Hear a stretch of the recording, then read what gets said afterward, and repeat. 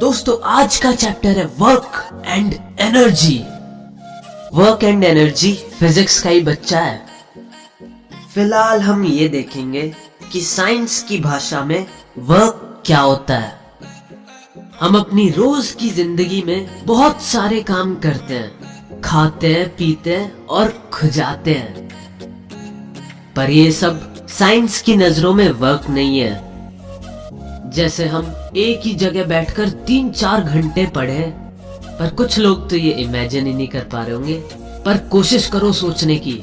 तुम लगातार 3-4 घंटे पढ़े तो पढ़ने के बाद तुम्हें लगता है आज तो तुमने बहुत ज्यादा वर्क किया, पर साइंस के नजरिए से हमने कोई काम नहीं किया। तो क्या है साइंस का नजरिया? ये साइंस चाहती क्या है हमसे? तो अब मैं बताता हूं साइंटिफिकली वर्क क्या होता है। ध्यान से सुनना। वर्क होने की 2 कंडीशंस होती हैं। पहली कंडीशन, अगर कोई बॉडी वर्क कर रही है या कोई ऑब्जेक्ट वर्क कर रहा है तो उस पर फोर्स लगना जरूरी है। मैं फिर बता रहा हूं, अगर कोई बॉडी पर फोर्स एक्ट कर रहा है तो ही वर्क होगा। जिस ऑब्जेक्ट पर फोर्स लग रहा है उस फोर्स के कारण वो ऑब्जेक्ट डिस्प्लेस होना चाहिए।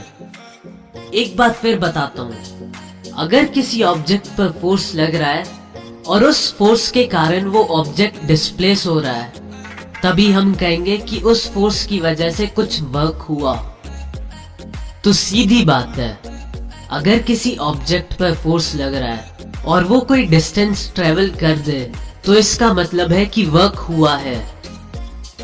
अब मैं तुम्हें थोड़े एग्जाम्पल बता रहा हूं। जैसे तुमने कोई पत्थर उठाया और उसे फेंका, तो इस प्रोसेस में तुमने पत्थर पर फोर्स लगाया और उस फोर्स की वजह से वो पत्थर डिस्प्लेस हुआ। तो इसका मतलब है कि कुछ ना कुछ वर्क हुआ है। एक और एग्जाम्पल देखो।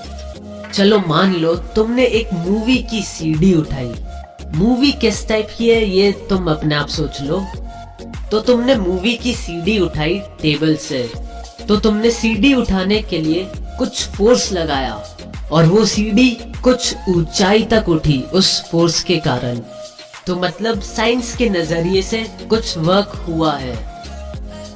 बस यही है वर्क, कि अगर किसी ऑब्जेक्ट पर फोर्स लगे और उस फोर्स के कारण वो ऑब्जेक्ट डिस्प्लेस हो जाए।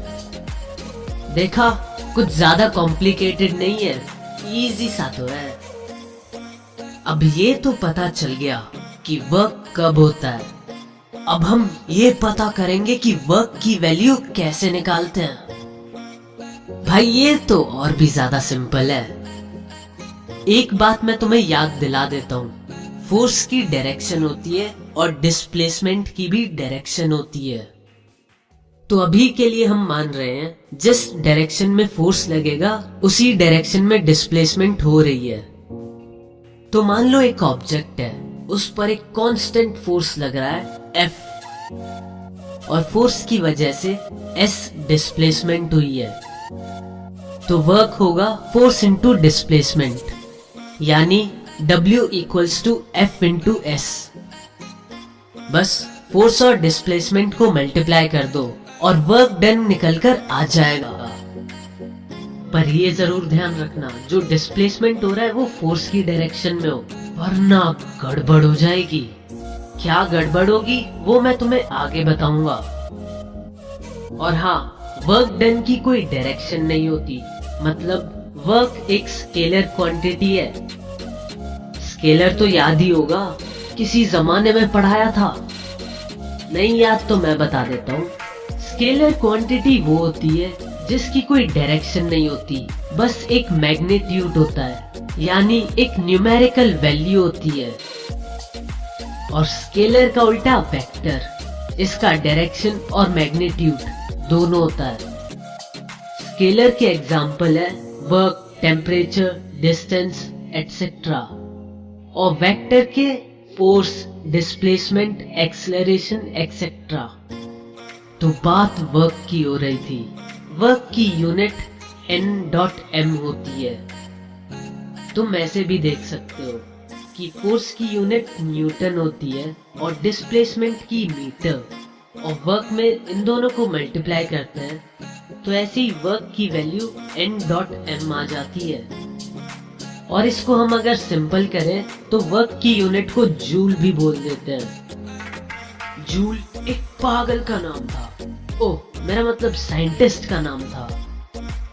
1 जूल का मतलब होता है एक ऑब्जेक्ट पर 1 न्यूटन का फोर्स लगा हो और वो 1 मीटर डिस्प्लेस हुआ हो। अब एक छोटा सा एग्जांपल देखो, एक ऑब्जेक्ट है, उस पर 5 न्यूटन का फोर्स लगा और ऑब्जेक्ट 2 मीटर डिस्प्लेस हुआ जिस डायरेक्शन में फोर्स लगाया था। तो चलो बताओ वर्क डन कितना होगा? सोचो भाई सोचो। अरे बिल्कुल सही सोचा, 10 जूल होगा क्योंकि 5 into 2 equals to 10 होता है। और यूनिट लिखने का विशेष ध्यान रखें, लिखना भूल मत जाना, फालतू के मार्क्स कट जाएंगे।